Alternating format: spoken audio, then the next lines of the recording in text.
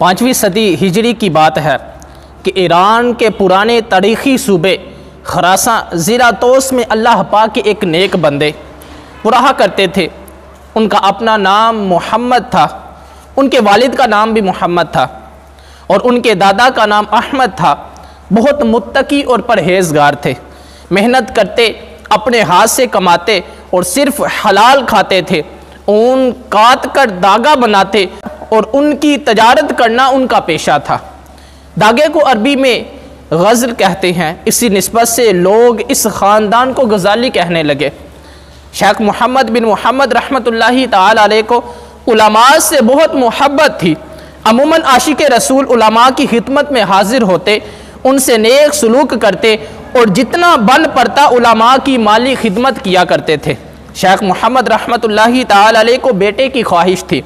ان کا معمول تھا کہ علماء کی خدمت میں حاضر ہوتے تو عاجزی اور انکساری کے ساتھ رو رو کر اللہ کریم کی بارگاہ میں دعا کیا کرتے تھے، الہی مجھے بیٹا عطا کر اور اس سے میں عالم دین بناؤں۔ جب دینی اجتماعات میں حاضر ہوتے تو علماء کے بیان سنتے، دل کی خواہش مزید ابھر آتی، دعا کے لیے ہاتھ اٹھا دیتے، بارگاہ الہی میں عرض کرتے، یا اللہ مجھے بیٹا عطا کر اور اسے درس و بیان کرنے والا بنا۔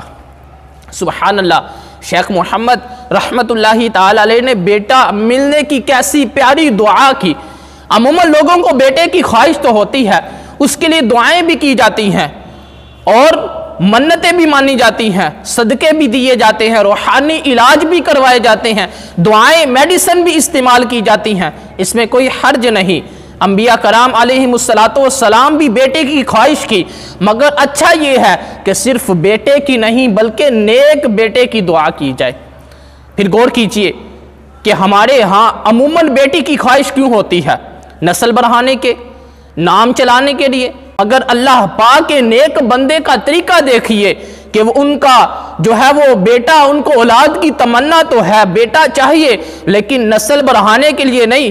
بیٹا علم دین سیکھے، مبلغ بنے، سنتیں سیکھے، دین کا ڈنکا بجائے، والدین کے لیے صدقہ جاریہ بنے۔ اللہ پاک ہمیں بھی نیک بندوں کے صدقے نیک خواہشات کی توفیق دے، دنیا کی بجائے ہر معاملے میں آخرت کی سوچ عطا کرے۔ تو شیخ محمد رحمۃ اللہ تعالی علیہ جب رو رو کر دعائیں کیا کرتے، اللہ پاک سے نیک عالم دین درس و بیان کرنے والا بیٹا مانگتے، اللہ پاک نے ان کی دعا کو قبول فرمایا اور انہیں ہونہار بلند ہمت نیک دل بیٹا عطا فرمایا۔ ماشاءاللہ، عشق رسول دیکھیے کہ شیخ محمد رحمۃ اللہ تعالی علیہ کا اپنا نام بھی محمد ہے، ان کے والد کا نام بھی محمد ہے اور اللہ پاک نے انہیں بیٹا عطا فرمایا، اس کا بھی نام انہوں نے محمد ہی رکھا اور ان کا یہی شہزادہ بڑا ہو کر ماہر عالم ولی کامل بنا۔ انہی کو دنیا امام غزالی رحمۃ اللہ تعالی علیہ کے نام سے جانتی ہے۔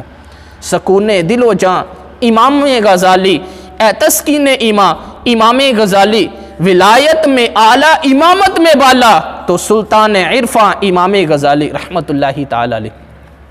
امام محمد بن محمد غزالی رحمۃ اللہ تعالی علیہ 5ویں صدی کی مشہور اور بلند رتبہ شخصیت ہے۔ آپ کی ولادت 450 ہجری کو تابران ضلع طوس صوبہ خراساں میں ہوئی۔ آپ کا اور آپ کے والد کا اور آپ کے دادا کا نام محمد اور پردادا کا نام احمد تھا۔ آپ کے بیٹے ہیں امام حامد غزالی، یہ بھی ماہر عالم دین تھے۔ انہی کی نسبت سے آپ نے اپنی کنیت ابو حامد رکھی۔ امام غزالی رحمۃ اللہ تعالی علیہ بہت زبردست عالم دین تھے، علم فقہ، علم کلام، علم فلسفہ اور تصوف میں کامل مہارت رکھتے تھے۔ آپ کی علمی شان و شوکت اور وجاہت کو دیکھ کر اس وقت کے وزیر اعظم نظام الملک نے آپ کو زین الدین یعنی دین کی زینت اور شرف الملہ یعنی امت کی عزت کا لقب دیا۔ آپ کا لقب ہے امام البحر یعنی علم و فن کا امام۔ آپ کے استاد امام الحرمین امام جوینی رحمۃ اللہ تعالی علیہ آپ فرمایات کرتے تھے، غزالی علم کا ٹھاٹھے مارتا سمندر ہے، اعلیٰ حضرت رحمۃ اللہ تعالیٰ علیہ نے فتاویٰ رضویہ شریف میں امام غزالی رحمۃ اللہ تعالیٰ علیہ کو حکیم الامت کے لقب سے یاد کیا ہے۔ امام غزالی رحمۃ اللہ تعالیٰ علیہ اسلام پر اعتراض کرنے والوں، بد مذہبوں اور کافروں کو اپنے مضبوط دلائل سے خاموش کر دیا کرتے تھے، اس لیے آپ کو حجت الاسلام یعنی اسلام کی دلیل بھی کہا جاتا ہے۔ آپ کو بہت احادیث یاد تھی، مگر علم حدیث باقاعدہ کسی استاد سے پڑھا نہیں تھا۔ آخری عمر میں اس کا شوق ہوا، اگرچہ اس وقت آپ کی علمیت کے ڈنکے دنیا میں بج رہے تھے، بڑے بڑے علماء آپ سے فیض لے رہے تھے، لیکن ابھی علم سیکھنے کا شوق کم نہ ہوا تھا، چنانچہ آپ نے باقاعدہ استاد سے علم حدیث سیکھنا شروع کر دی۔ سیکھتے سیکھتے ہی دنیا سے رخصت ہو گئے۔ آپ 55 سال دنیا میں تشریف فرما رہے۔ آپ نے 14 جمادی الاخری 505 ہجری کو انتقال فرمایا۔ وقت وفات حدیث پاک کی مشہور کتاب بخاری شریف آپ کے سینے پر تھی۔